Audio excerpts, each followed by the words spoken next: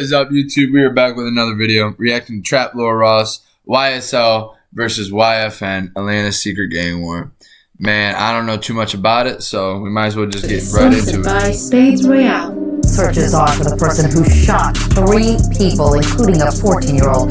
1 man died. Robbed, killed, got shot, stole, you know, everything. I don't got shot, you know it will. My baby mama, my little girl, my mama, and her friend. Both of them got shot. One bad move can jeopardize like my whole life. Atlanta is arguably hip-hop's modern-day capital city. There's countless rappers to come out of the A, achieving legend status era after era. Back in the day, we had the likes of Ludacris and Lil Jon turning up the city with their shout and crunk-based rap bangers. As the game developed, we saw the likes of newer school trap rappers like Gucci Mane, OJ the Juke Man, and Waka Flocka, who went from trapping on Atlanta corners to their trap music booming out of the trunk of every passing car in Atlanta. T.I., Young Jeezy, Shorty Low, The Migos, Outkast, 2 Chainz, 21 Savage. There's so many Atlanta rap legends that the city might as well be a goat farm. But it's not just in the vocal booth where the legends of Atlanta emerged, because if you know rap or drill music very well, then you'll know that often behind the rap hits are gangs and hitters. And Atlanta itself has had one of the most illustrious histories when it comes to gangs running the city. BMF, or the Black Mafia family, were a notorious ring of drug traffickers who were running the city back in the noughties, taking their dope operation to heights never believed possible in the city, to the point where they were even getting billboards to advertise heights never believed possible in the city, to the point where they were even getting billboards to advertise their criminal enterprise / record label. Now, today's Atlanta story isn't about BMF or the big time dope operation. Imagine having a wait. Sosa. Hypothetical question. I want to know because I don't know what the fuck would happen. Imagine if somebody in Chicago did that. I'm not gonna say what. All right, let's just say, the BDs or GDs. All right, let's just say the GDs put up a billboard that says F all BDs or something like that. What do you think would happen?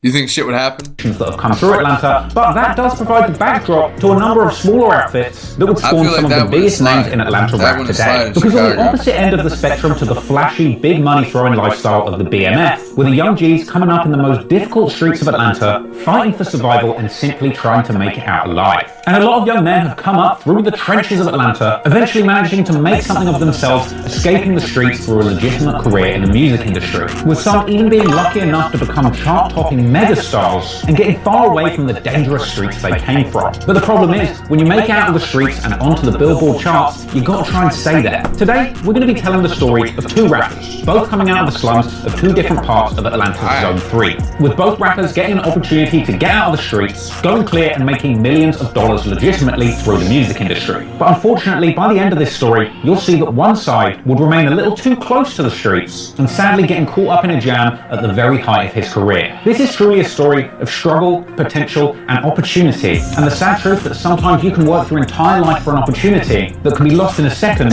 when your past life comes back to haunt you. This is the story of the long and bloody feud between Young Thug's YSL crew and YFN Lucci's YFN crew. A story which has been kept pretty secret for a number of years, but through weeks of meticulous research, pouring through lyrics, internet forums, and news reports, so today I'm going to unpack and unravel one of Atlanta's most iconic and complicated beats once and for all. But before we get to that, a quick word from our sponsor. Let me take to this time to game different and download. A cooler is an essential part of my life, not only in my work, but also in my play. I'm a very outdoor. Young Thug is truly one of the most unique and talented rappers of the last 10 years. Endlessly creative, his enormous catalogue is packed wall to wall with bangers. Coming from the slums of Atlanta, making some of the greasiest trap music imaginable, over the course of a decade-long career, Young Thug ascended from the gutter, going clear and becoming a full-blown pop star. #1 hits with Camila Cabello, Travis Scott, and Drake have all cemented him as one of the most reliable hit-making guest features over the past few years, putting him well on his way to his personal goal of having 10 #1s. This year I want 10 #1 singles. If you don't freestyle and you actually work on the singles and record great choruses and develop your songs, yes. However, taking the biggest shit in someone's bathroom and watching Greg. It was good. But behind the iconic hitmaker is a harsh upbringing in some of the meanest streets of Atlanta. Wait, so what do you do for work? You ain't gotta say where or nothing, but what do you do? I'm not trying to be too Young Thug where he was from, he had an interesting answer. Where did you come from? Like, what is your Seems background? Like a good-ass job. Cool-ass job. Okay, what's going on? You got, hey, Thug, you gotta, you know, when you do that from the street, don't talk like that, then. Yes, Thug says that he is truly from the streets, having been shot at and being the shooter. Y'all got shot, you know, everything that happened, them been both ways. Robbed, killed, got shot, stole, you know, everything, all those people. And sure enough, here Thug is, in the trenches before the fame, toting straps, wiping his nose, and teaching infants how to throw up the blood sign. Right now in the trenches, keep pistol. Like you know, all day, man. Wipe it up, yeah.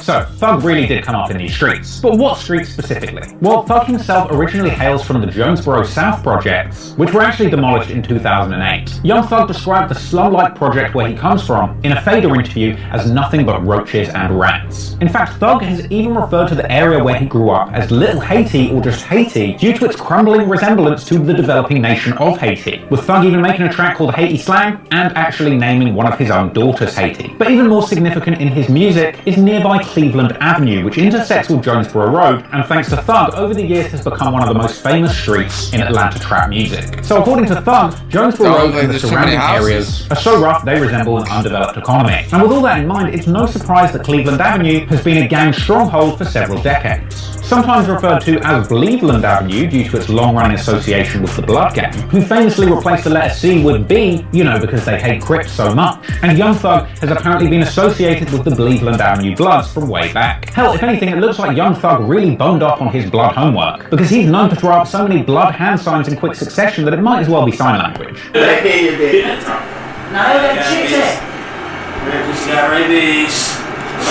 What in the fuck? Now, the specific crew of Bleveland. That's just blood? He was just throwing up blood sign. What the fuck, bro? How many? Yo, I don't know. I couldn't remember that.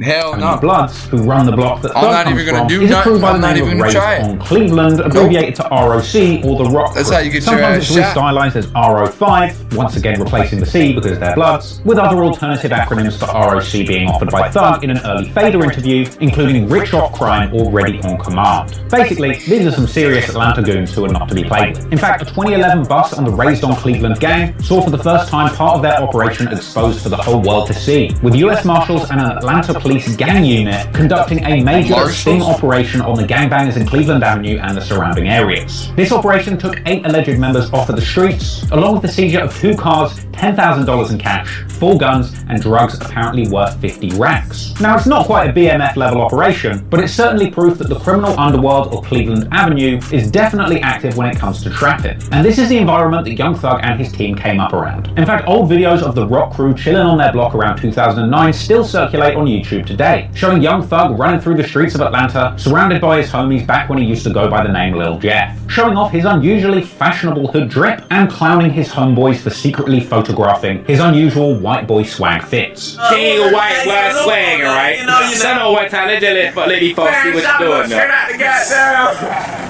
Brought out right now, man, you know what I'm saying? Alright, you check him out now. This is what he does. He's on his phone, but he's taking pieces of you know what I'm saying? In fact, in a kind of unusual uniting feature, it would appear that the Rock crew would all identify themselves by wearing matching Rockefeller jeans. Hell ain't shit with the Rock Republic motherfuckers, you hear me, man? God, let my boy Lil G get out there. What you call him? What time of the day? Anyway, Young Thug and his affiliates have gone on to pay homage to the Raised on Cleveland crews in music. YL Stunner had a project called Raised on Cleveland, Lil Keed had a whole mixtape series titled Trapped on Cleveland, and there's a number of interviews with Young Thug early in his career where he discusses being part of the Rock crew, describing it as more like a family or even a religion. Now, at a certain point, the rapping guys from Cleveland Ave started referring to themselves as YSL rather than the Rock crew. Now, if you ask the Atlanta police what YSL stands for, they would say Young Slime Life, an official set of the Bloods in Atlanta. But if you ask Young Thug, especially on camera, he'll tell you that YSL is his record label, Young Stoner Life. The All Podium Series, engineered for exceptional results. I've been all over this world. I ain't ever seen no magic. A totally legal enterprise that he uses to legitimately, as he says, hire hundreds of members of his own family. In fact, in a since-deleted Complex article titled Inside the Snake Pit, The Rise of Young Thug's YSL Label, Young Thug explained how YSL operates unlike any other label in the music industry and is in fact a genuine family. Now, in this long, rambling, kind of strange article, we don't get that much of a substantial explanation as to how YSL conducts their operations very differently to any other record label, other than the fact that Young Thug seems hell-bent on giving legitimate jobs to his friends and members of his immediate family by the dozens. The article did go on to explain that after his 2014 single Stoner picked up steam in the industry, Young Thug got on the radar of big-time rap label 300. Now, at a certain point, talk of Thug getting his own record label came about, and weirdly, when it came to setting up his label, one of the only questions Thug really had for senior decision makers was how many people have you made a millionaire? Thug would actually go on to say that he wanted to use his YSL label as a vehicle to make all of his friends and family millionaires. So he went on to sign his day one friends Gunna and Lil Duke, later on with the likes of Lil Keed, Lil Got It, and Yak Gotti joining the label, along with a number of other signees who aren't really that relevant yet. Now that article goes on to repeatedly describe YSL as a family, and most importantly going on to suggest that at this point,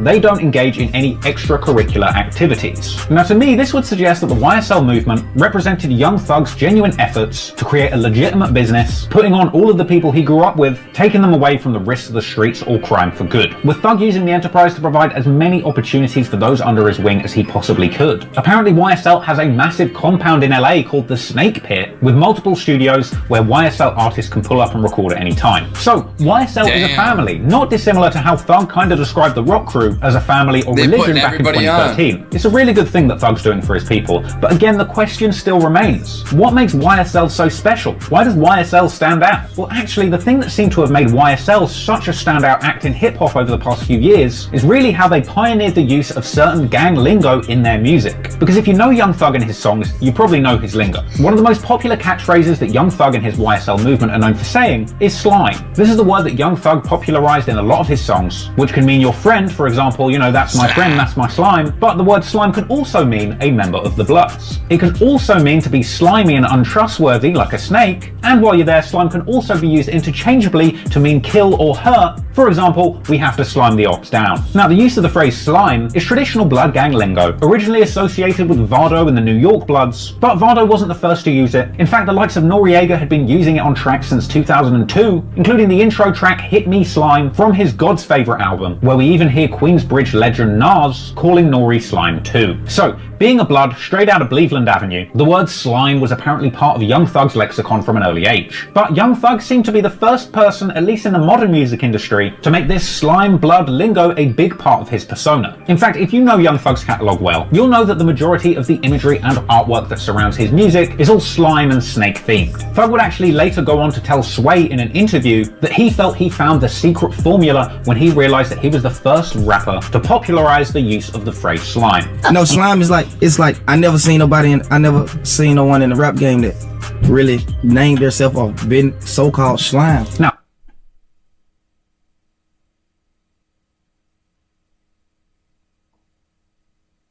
you slime enough? Wait, I'm not even gonna say it. I don't know. Thug explained to Sway that the meaning of the phrase slime was to mean untrustworthy. Xing out.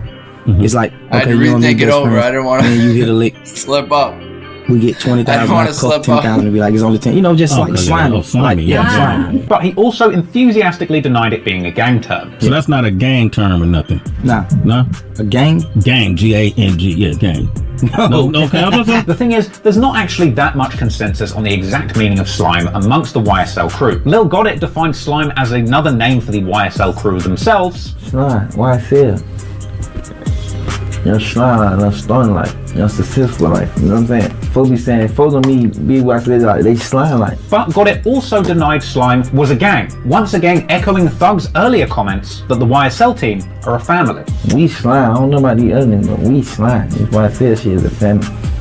Not no gang, nothing, it's a family. But anyway, the phrase slime found its way into numerous early big songs of Thug's, and in some cases entire songs being based around the phrase, like the track Slime Shit, featuring YSL affiliates Pee Wee Roscoe, Lil Duke, and Yak Gotti. But as well as slime, there's another catchphrase that the YSL crew made popular and has since made its way all the way around the world. And that one is slap, which has apparently been explained as an acronym for Slime Love All the Time, a catchphrase that has been used regularly as an ad-lib amongst Young Thug, YSL rappers, and even beyond. At a certain point, the slat ad-lib became so popular, you can catch any number of famous rappers from Roddy Ricch, Lil Uzi Vert to YNW Melly using the song, which to me is just more proof of how powerful Young Thug and the YSL slime slat movement has become in modern rap culture. But what does slat even mean? Well, Lil Got It explained that slat was actually a slime greeting and farewell, like hello and goodbye. Slat, that's a greetings or, you know what I'm saying, a farewell. Like, you know what I'm saying, slat. And I tell you what, at a certain point, Thug's comments about YSL being a religion really start to ring true, because in one of the most cult-like practices of the YSL crew, apparently, upon joining the label, all signees are required to receive a slat tattoo on their nose-wiping finger. Because we can't forget that other catchphrase popularized by Young Thug and his YSL goons, wipe his nose, a slime-affiliated term associated with killing. E.g., we had to wipe that op's nose, a phrase which can be heard as early as 2014 on the Metro Thuggin' track, The Blangwich. So anyway, that's the YSL crew, their complex background, history, and language. So I hope you can fully understand and appreciate where Young Thug and where the fuck is Future his YSL crew are coming from. I've been waiting to hear about Future, man. I know he's not big into it, but like, man, he's from Atlanta. As Thug said, YSL is more like a family than a record label. Problem is, as members of the family grow up and make that transition from the streets into the legitimate music industry, unfortunately, those street beasts can still come back to haunt you. And in this case, the young men coming out of Cleveland Avenue have apparently had a long-running and bitter feud with another group of young guys from a nearby area that goes by the name of Summerhill. Now I know that Young Thug might not be the first artist that you think of when it comes to drill rappers spinning up the op block, but actually Young Thug can be heard dissing the opposing area of Summerhill in one of his earliest songs, Haiti Slang, where he says, "Everybody can't get it, I ain't from Summerhill but I'm visiting." Now Summerhill spawned a little known crew in Atlanta called YFN, fronted up by their head honcho YFN Lucci. Lucci hails from Summerhill in Atlanta. No, I'm from Summerhill, so I walk over here with my boy, man, we just be kicking it, thinking about ways, you know, to get out, like how we gonna do it. Now that clip was actually from a Karen Civil interview with YFN Lucci called Welcome to My Neighborhood. And in that piece he also took her to the Trestle Tree Village Apartments, a nearby project where his homie YFN Trey Pound is from. Now we in Trestle Tree, this area right here, my boy Pound, Trey Pound, you know, he in YFN. I met Pound when I was like 8 years old. We went to DA Stanford. And that's where he stayed at. YFN Lucci broke down the realities of where he's from in a Vibe interview where he said not many make it out. And I'm sure you won't be surprised to find out that Summerhill is yet another ATL area associated with extensive gang activity. Numerous blood sets have apparently operated around these areas for a number of years, but according to Atlanta police, one of the most significant crews to click up and emerge out of Summerhill and nearby Peoplestown in Atlanta is the ABG, or Atlanta Blood Gang, with ABG sometimes also standing for Anybody Get It, apparently coming from their members' willingness to act out violence on literally anyone. So yeah, I wouldn't want to mess with these guys. According to the Atlanta police, the ABG are also clicked up with other Atlanta blood sets like the Bird Gang, apparently formed in the early 2000s in Atlanta's 4th Ward. And according to local police, Atlanta's many blood sets allegedly have ties to the original Inglewood family Bloods from Los Angeles. And as we're going to find out later on in this story, the Atlanta Bloods have other interstate connections that stretch as far as Miami too. So another dumb question, maybe. No, I'm not even going to ask it. With all these blood gang alliances, it's no surprise then that YFN Lucci was apparently also close to fellow Atlanta blood Bloody J, a red rag rocking Atlanta rapper who was apparently getting it in blood way before Durk and Pooh Shiesty was, with his 2013 track Get It in Blood showing a lot of people for the first time that Atlanta had a big blood gang movement too. So you've got the Atlanta blood gang running in the streets with the red rags, and much like YSL, if you ask the Atlanta police, they would tell you that YFN is another violent blood set that's committing crimes in the streets, as well as having ties in the music industry. But if you ask YFN Lucci, he would say YFN is not a gang, it's his rap collective and record label. YFN, of course, stands for Young Fly. Yeah. And the YFN means what? A young fly nigga. In fact, the full name is YFN BC. Young fly nigga. About cash, because it got a BC at the end, so it's Young Fly Nigga about cash. And it's not just Lucci repping YFN either. He's joined by the likes of YFN K, his big brother who got him into rap, YFN Fat, who apparently became a blood at the ripe young age of 15, Ferrari Fred, or Fred Rari, a rapper signed to YFN hailing from Miami. Now look, we're going to get well into the music from artists on both sides of this beef, but for now, let's go back to the very beginning, because the beef between these two crews have a lot to do with their careers. Ultimately, both sides had the right idea. Lucci and Thug are both young guys from tough tough, gang-infested areas, trying to get out and make a better life for themselves and their families. And at a certain point, both of them realized that they would be better off doing this in the music industry rather than in the streets. But unfortunately, after a long and difficult come-up, just as both artists were getting to their peak in the rap game, their unfortunate and violent past just kept on dragging them down. Yeah, well, now, Young Thug began to dabble in rap publicly all the way back in 2010. One of his earliest appearances, featuring on True Royale's She Can Go, saw a young Thug showcasing an early style heavily influenced by Lil Wayne. And to begin with, music wasn't really a serious prospect for Young Thug. But in 2011, that perspective might have begun to change for Thug, this being the year of that big bust on the Raised on Cleveland crew. With the block hot and a number of young people from the area getting locked up, thankfully Thug was able to find a new route to success as he would begin to pick up steam musically. Over the course of 2011 and 2012, Thug would drop 3 installments of a mixtape series, I Came From Nothing 1, 2 and 3. Projects which featured extensive lyrics about Thug's tough come-up around the rock crew on Cleveland Avenue. So Thug was beginning to make some waves in music, though in the early days he would struggle to distance himself from those many Lil Wayne comparisons. But eventually, Young Thug's hard work would pay off and he would pick up the attention of Atlanta trap legend Gucci Mane, who would sign Thug to his 1017 Brick Squad record label, with Gucci apparently signing Thug for 25 bands in cash without even hearing his music. But this gamble would pay off as Thug's profile would continue to rise, and Gucci would even collaborate with him numerous times on the 1017 Thug joint mixtape, as well as Gucci putting Thug on his 2013 single Breakdance. These moves would have Thug capturing the attention of the hip-hoposphere in a big way. He landed himself a 2013 Complex article which unfortunately opened with a massive paragraph comparing him to Lil Wayne, but in my opinion, it was around this time that Young Thug actually begun to find his own original style, moving away from the derivative flows that he had borrowed from Lil Wayne before. Also in that Complex article, we got an update on where Young Thug was as far as his connections to the streets, saying that since signing with 1017, he's spending less time with his original rock crew. And by 2017, we would stop hearing Young Thug referring to his old team, the rock crew, and beginning to refer to the people around him as a group by the name of YSL. But far from a label, Young Thug was still describing his YSL goons as the guys that will come and wipe your nose. From here, Young Thug will begin to shout out his YSL family on as many songs as he possibly could, even giving them a big shout out on his breakthrough single, Stoner. In fact, on that very song, there are lyrics that may have gone over a lot of people's heads, where Young Thug seems to basically explain the evolution of the rock crew to YSL, rapping "Hear My Song Way from YTC," which is apparently Young Thug's in charge, ROB, which stands for Raised on Cleveland or Cleveland, SMM, Sex Money Murder, another blood set out of Atlanta, now we YSL Venom, which seems to suggest that Thug kind of came up through all these gang blood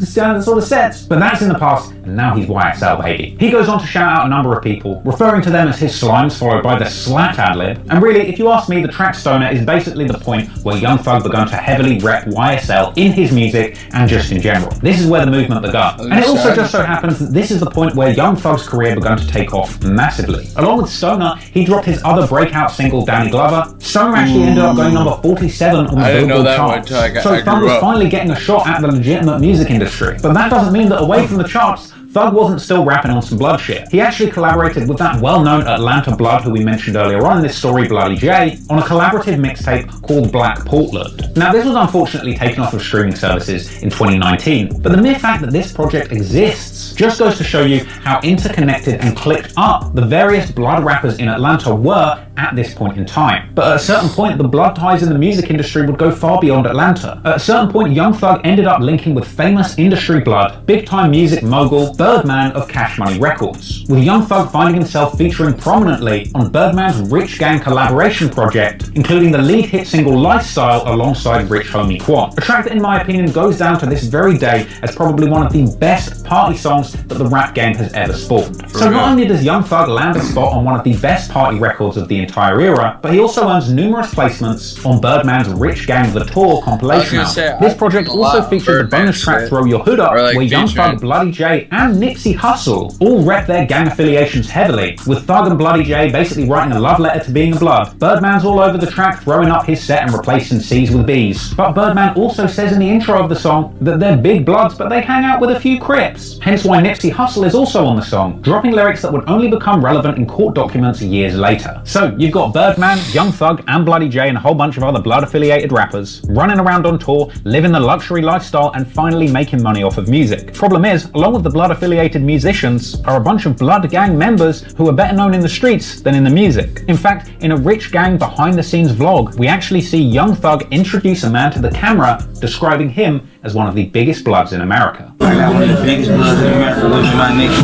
You did. Atlanta, Georgia.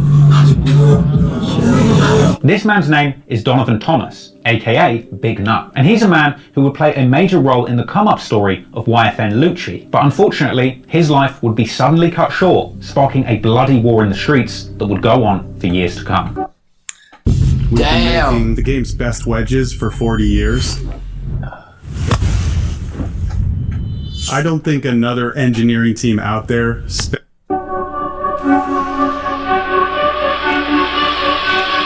So, YFN Lucci's big brother YFNK encouraged him to get into rap when he was a teenager. My big brother, his name YFNK, he been rapping since I was like 13. Inspired me, made me want to make music. I started rapping, I freestyle for my big brother. But obviously his big brother, who was an aspiring rapper himself, wouldn't really be able to get him into the industry. But fortunately for Lucci, having ties in the streets meant he had a network of people to draw upon who might just be able to give him a head start in the rap game. In fact, one of his closest friend's older brothers was Big Nut, that same man that Young Thug had described on Birdman's yacht as one of the biggest bloods in America. And Lucci would go on to say that Big Nut heard his music and truly believed in him. Now, you had a close friend named Nut. Yeah, that was one of my best friend, big brothers. And he would just believe in me, like when he used to hear my music and shit. In fact, it was actually Big Nut himself who had introduced YFN Lucci to Fly, who had managed Rich Homie Quan and Trinidad James as part of his record label, Think It's a Game. Yeah, he introduced me to Fly. Well, I know this person, we're gonna try to fuck with this person, but then we were fucking with somebody like, man, I don't think he knows too much. I'm gonna introduce you to Fly. Yeah, Fly had Rich Homie Quan, he also had Trinidad James. Yeah, so Nut introduced me to them. When he introduced me to them, now they were fucking with the music. In fact, YFN Lucci would later reveal in a DJ Smalls Eyes interview that it was Nut who introduced Lucci to Fly, saying that Lucci was the hardest rapper out and that he would listen to a strategy if Fly put one together for him. He introduced me to Fly. He was like, man, Fly know, like, man, shout it. It's hard, like ain't nobody harder than him, man. He want to do it, he love doing it, so he gonna do it and he gonna listen. And Fly, Fly, but that was his man, and he believed on him. Clearly Nut's word held weight in the streets and in the rap game, and purely off the strength of Nut's recommendation and his first mixtape that was completed but unreleased at this point, Fly decided to give Lucci a chance, releasing his tape Wish Me Well under Think It's a Game Records. With Lucci also getting a care pack courtesy of Fly, a feature from his label mate Rich Homie Quan for Lucci's first single, Exactly How It Was. And so, all thanks to Big Nut, Lucci finally had an opportunity to break into the rap game fully legit. And from here, Lucci would go on to have big career W's working with Think It's a Game Entertainment. But the saddest fact of all would be that Big Nut, the man that made it all possible for him, wouldn't be around to see it. On January the 11th, 2015, YFN Lucci's close friend and mentor, Big Nut, real name Donovan Thomas, is shot dead at an Atlanta barbershop. And after a developing story this morning, the search is on for the person who shot 3 people, including a 14-year-old. One man died. Neighbors in Atlanta's Castleberry Hill neighborhood heard the gunfire around 7:30 Saturday night. She saw 3 young men on the ground. Atlanta police say a teenager and a man in his 20s were both shot in the leg. The third, 26-year-old Donovan Thomas, was critical. Had a significant injury. We had at least multiple gunshots in the upper torso area. He was rushed to surgery. Thomas died at the hospital. Homicide detectives looked for bullet holes and brought in a police canine to search for more shell casings. They believe it was a drive-by shooting. Police believe the 2 adult men and a 14-year-old were targeted. A triple shooting outside this barbershop ended the life of 26-year-old Donovan Thomas. Big Nut was loved and respected by the YFN crew and in the streets of Atlanta at large. And following his death, clips of him with the likes of YFN Lucci circulated on social media, showing just how close these two really were. Cut, man, straight up, man. Salute to you, big. Following Nut's death, it said that there was a massive fallout in the Atlanta music scene. YFN Trey Pound told DJ Smalls Eyes just how shocked he was to hear about Nut's passing, with Lucci also speaking on the loss of Nut in his Karen Civil interview, remembering how Nut had been the first person who put him on in the rap game. I lost one of my homies who really got me on. Long live Nut forever. Now, as far as I could tell, the police never announced any arrests or suspects in the killing of Nut. And while there's no concrete evidence to suggest that anyone associated with YSL had anything to do with Big Nut's murder, a lot of YouTube videos already exist explaining that theory. Countless comments have popped up on Reddit threads relating to this incident, suggesting YSL had something to do with what happened to Nut. But perhaps most significantly, the Atlanta police would later say, in an indictment targeting YFN members, that local police intelligence suggested that it was widely believed that YSL was somehow responsible for Big Nut's death, going on to state that it was this belief that directly caused the hostility between these two groups. Now, whether or not this is actually true, we'll probably never definitively know. But it is clear that following the death of Nut, a big rift emerged between Atlanta rappers. Rich Homie Quan, who at this point shared management with YFN Lucci, but was also closely involved in Young Thug and Birdman's Rich Gang project, would take a step back from things, with Rich Homie Quan's relationship with Thug famously declining, and Quan just generally taking a step out of the limelight. It would also appear that the former collaborative relationship between Bloody J and Young Thug would never be the same again too, as Bloody J would continue to collaborate with YFN Lucci, but not Thug. At a certain point, the city of Atlanta basically split into two halves, and according to the police, this is when the beef truly heated up, with the cops reporting that as many as 37 incidents and 4 subsequent murders that they believe were linked to this original inciting incident. But as both YFN Lucci and Young Thug would continue to have success in the music industry, picking up thousands of fans and making millions of dollars from their songs, eventually their beef would also make its way into the music industry for the entire world to see. Because no matter how much they wanted to keep their street politics secret, eventually this beef would play out very publicly. Wix gives you the freedom to tell your story. I'm gonna be right back. I'm gonna go make some food.